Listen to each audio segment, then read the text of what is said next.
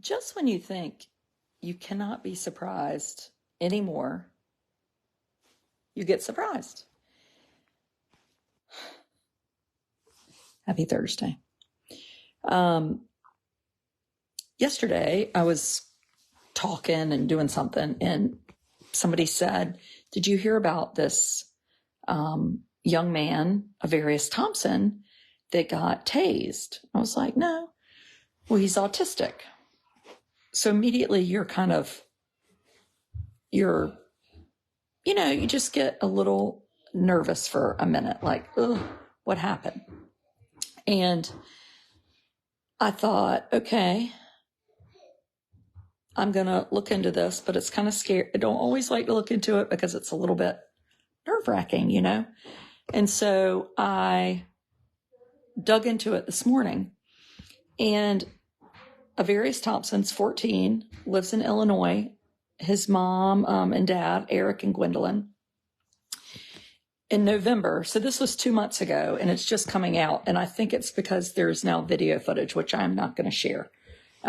If you want to watch it, you can. It was on Good Morning America this morning, but I'm not going to share it.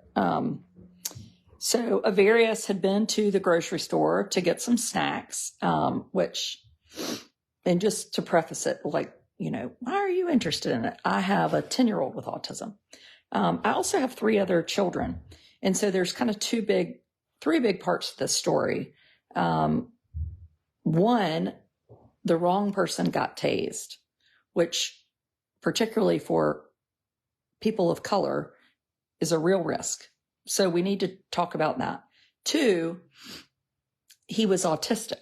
So there's another thing. And the third thing you might be a little bit surprised to talk about. And it's what my husband said. And so we're going to talk about that last. So the first part is Avarius is coming back from the grocery store. At this point, there's an all points bulletin looking for 4 black males that have a rifle and a gun and blah, blah, blah. Well, these 2 officers see this young man walking. He's 14, walking in a backyard. The officer says, "Hey, stop." And he continues, he starts running. And that's where things went wrong. And so that's actually why I'm going to talk about my husband. So when I was telling my husband, this young man with autism got tased, mistaken identity, it wasn't just mistaken identity. When you are autistic, or my person that is autistic, you are more at risk. And that is because your behavior might appear erratic or maybe guilty or aggressive or out of control. And my husband said, "I could see Amos getting tased." And I was like, I bristled. I was like, "What do you mean?" He was like, "Well, if somebody got upset with him, he can get really angry. And what if he is big? And what if he were black and a teenager? That's what police do." And he said, "And you're right. We need more training because we know that there are a lot of people with autism out there, and we have to know what's happening." And I saw it when we were at Great Wolf Lodge this week, and Amos had gotten out of the lazy river. And I thought, he's tired, he's this, he's that. And I went over there and I said, "What's wrong?" And he said, "The bad lifeguard said something." And my daughter came over and said, "Well, he was pulling on someone's tube." And sometimes you need to be corrected, right? Like, I wasn't there, so I can't say. But I was impressed that he didn't get angry, because that is typically that has been his go-to response to correction, particularly maybe for me. So maybe now if another adult is correcting him, it makes him sad, which is good. Sad is better than running. So Avarius starts running, and the police officer says, "Get down. I've got a tase deployment." And you know what he does? He keeps running because he's autistic. And even if he weren't autistic, maybe if he were Black and innocent, he would keep running because he would worry, if I can just get home, I'll be safe. And we know that happens. Now, my children are white, and I would say that if my teenage son without autism got told to stop by a police officer, he would stop because he has no experience of ever being mistreated or even the possibility of being mistreated by a police officer. A lot of that is white, small town, and my husband's an attorney. And one time my son was walking home from a friend's house at 12:30 a.m. and a police officer stopped and said, "What are you doing?" And he said, "Well, I just decided to go home from a sleepover." And the officer said, "Okay, get in the car and I'll take you home." So all good experiences.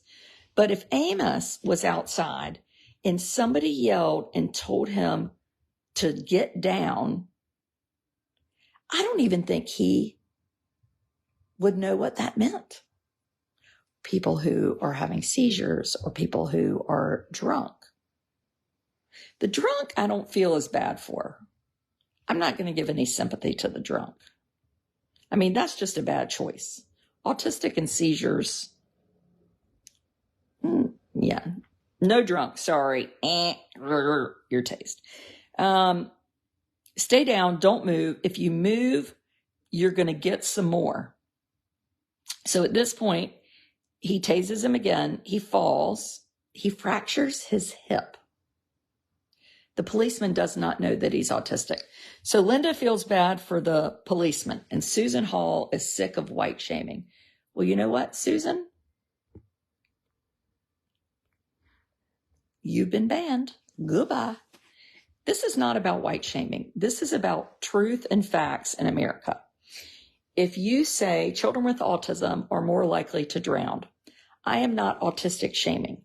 It is data. I have a PhD in data and research, so I follow it. If you are Black, you are more likely to be a victim of poor police work. I didn't make this up. I mean, I wish that weren't true. I wish I could say white teenage boys are the most at risk.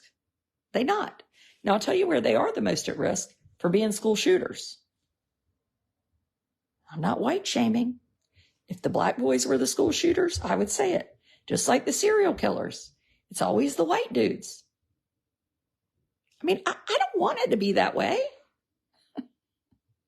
But it is. New subscriber, welcome. So he falls down. This is at 11 in the morning. He falls down, fractures his hip, and he lays there, and he says very clearly, if you listen, "It's not me. It's not me." Amos, at age 10, would never know to say, "It's not me," ever. Maybe someday he would.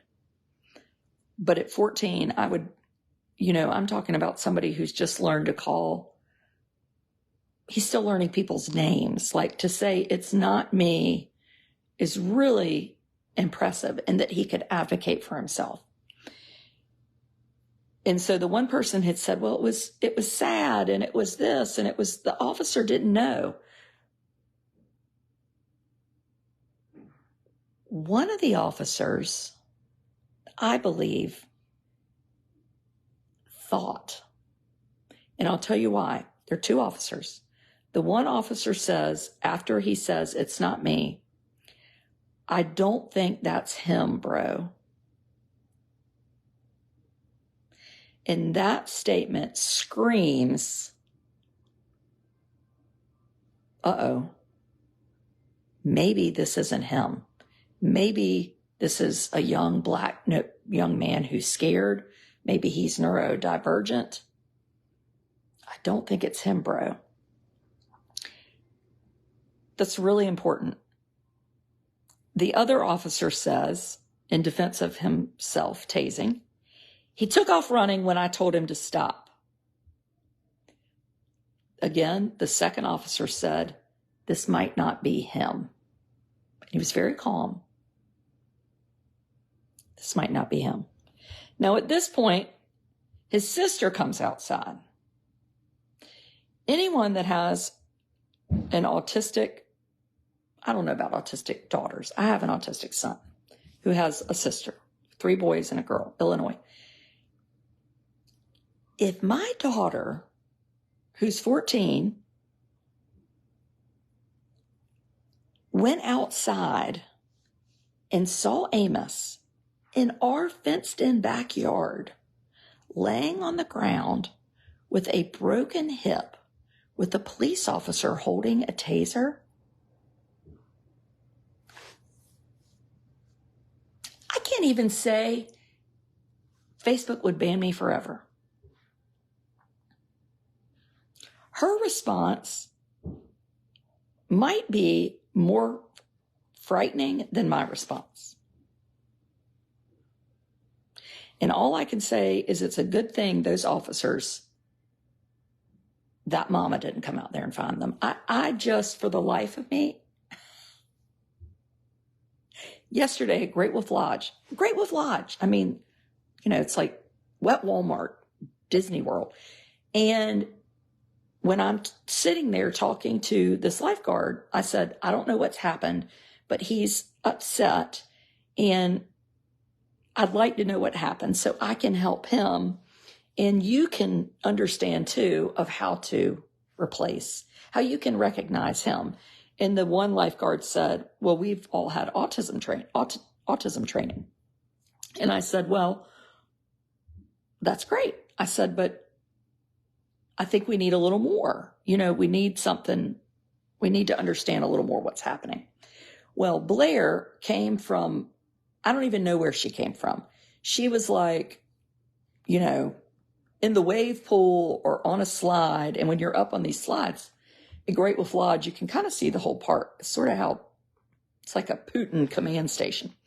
She comes flying out of nowhere and says, what's happened? And you know what else she said? What did he do? And I said, who? And she looked at the lifeguard. What did he do? Now remember that. I said, I don't know what's happened. He's upset. He's sad. He said the baddie lifeguard did the this, that, and the other. She said, well, I bet he was grabbing on somebody's tube or something. And in November, when Avarius was laying on the ground, the sister went outside, and you know what she said? What did you do? And her brother said, I didn't do anything. And you know what she said? I know you didn't do anything.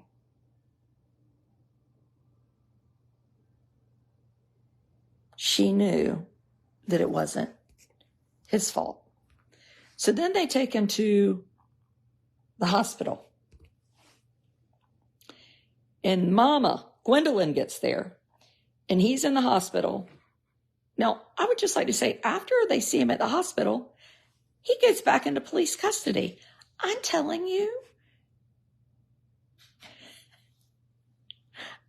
I just cannot.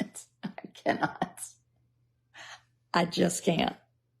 They done walked the dog on them, as my hairdresser Lori would say. Gwendolyn, his mom, says he's autistic. You cannot arrest an autistic child. Y'all tased him. Y'all did that. And the officer said, calm down. Calm down.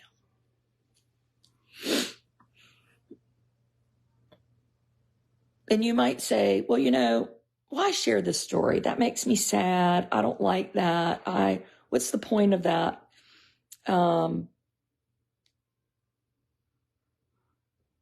Patricia said, in a Black family, they teach their children to say, it's not me.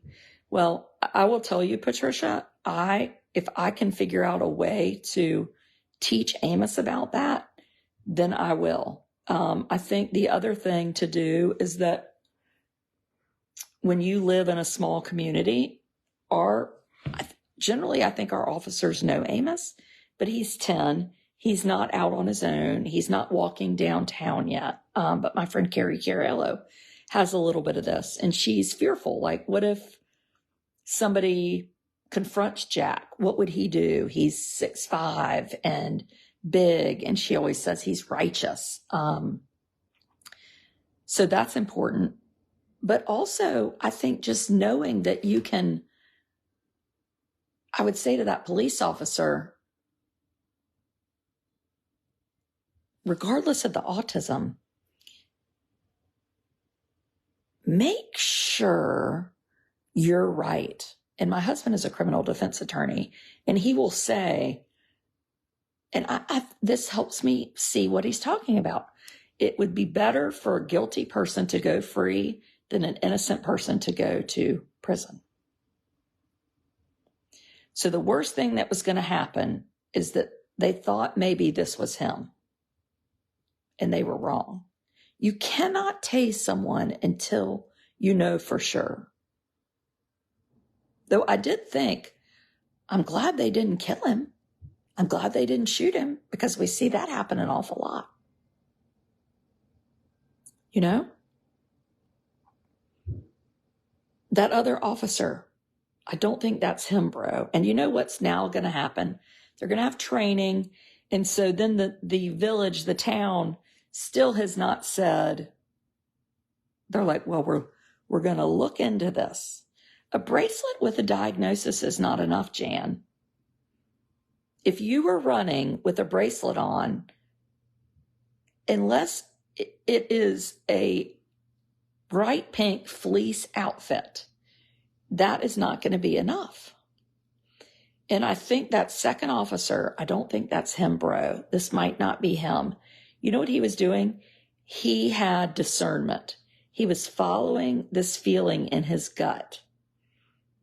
And discernment is, I wish I had known that. It's one of the most important things you'll ever learn. I could have saved myself so much freaking trouble and heartache of paying attention to your gut.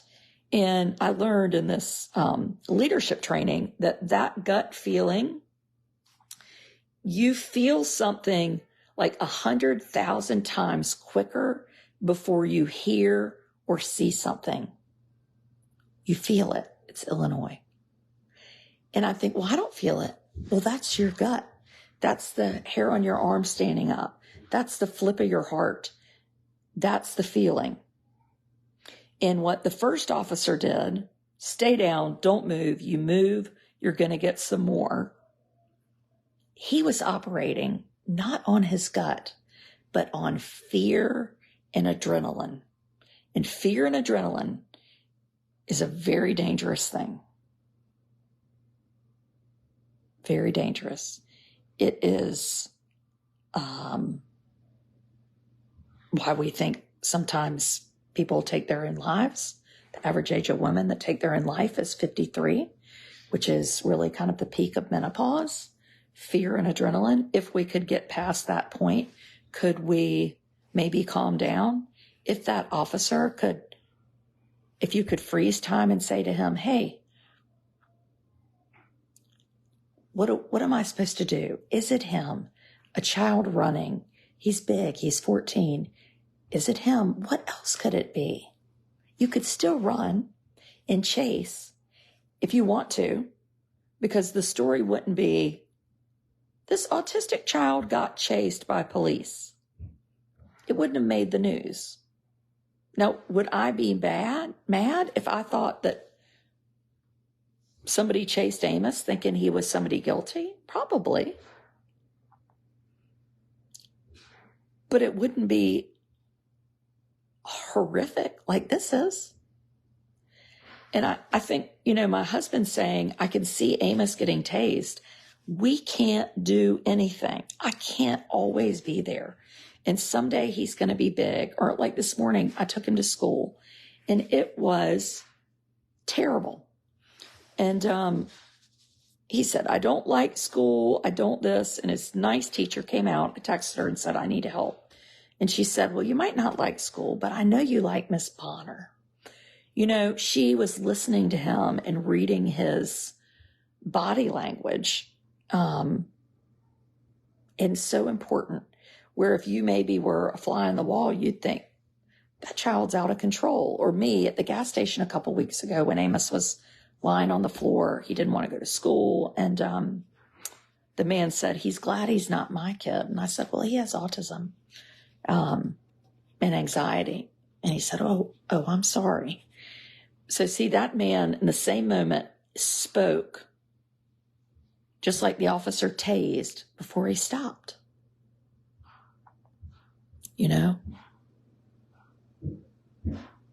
Anyway. And I don't know the solution. I think we advocate for more police departments and sheriff's departments to be trained. I think families like mine giving access to their stories is really important. Because I think sometimes people think, she shares too much, or that's too much, or that's this, or that's that. But if I keep Amos's life wrapped up in this neat and tidy bow, then when Amos is in the community, if it does happen that he has a meltdown, then people are shocked. Where now, I remember we were at Mamacita's, our, favorite Mexican restaurant in Eatonton, and he was lying on the floor, rolling, and the waiter stepped over him. And there was he just kept on moving, My son is autistic, and he's 16 years old and 6 feet tall and bigger and stronger than me. I worry every day. Vincenza, it is a real concern. It is a concern. I totally agree with you. Bad defensive language. How possible is it to give him acceptable words and use this in his IEP? Also, where do I feel statements work? Oh, that's a good idea. Yeah. Yeah, I feel sad. Mental health in general is trouble. Please give grace to the officer. Do we know what he has experienced on the job? I agree with you as a mama. You are Amos's advocate. Officers have to act with many unknowns. So, Rebecca, I would give the officer grace. I think we're told to give grace to serial killers. So if I can give a serial killer grace, not that I know a serial killer, I could give the officer grace. But I think you have to be really careful when you say something like that, not to excuse behavior or to acknowledge that something could have been done better. Do we give grace to a young person who has never drank for the first time and goes out and gets hammered and then causes an accident and kills a family? Do we give grace? Or do we say, wow, that was terrible? What I notice is that this kind of grace discussion, and I was talking about it with Carrie Cariello and Kate Swenson, and I were had a long Zoom this morning. We're writing a book together, and we're kind of pinning down our chapters and what the chapters are going to be about and the take that each of us are writing. And I said, I don't know where this works. And Kate agreed with me. I said, but I get a lot of pushback on people that cannot accept the real of things. Like, that police officer was wrong, or that person was wrong, or that was bad. It's like we've gotten where we have to make everything pretty and shiny, and it can't be bad because that makes us uncomfortable. And we don't want to inflame a conversation. And I'm related to some people like this. They are Scarlett O'Hara. I'll just think about it tomorrow. And I will tell you, it is demeaning and self-serving and really offensive. If that was Amos that got tased by someone in his own backyard because he's autistic, exactly the way God made him, and you told me to give the officer grace, I would tell you to do something where the sun don't shine. If I were going to give somebody grace, I would give myself grace for not doing things that would have landed me in jail for the rest of my life. And I would also, if I were going to say there was somebody in the situation that needed recognized, I would recognize that second officer.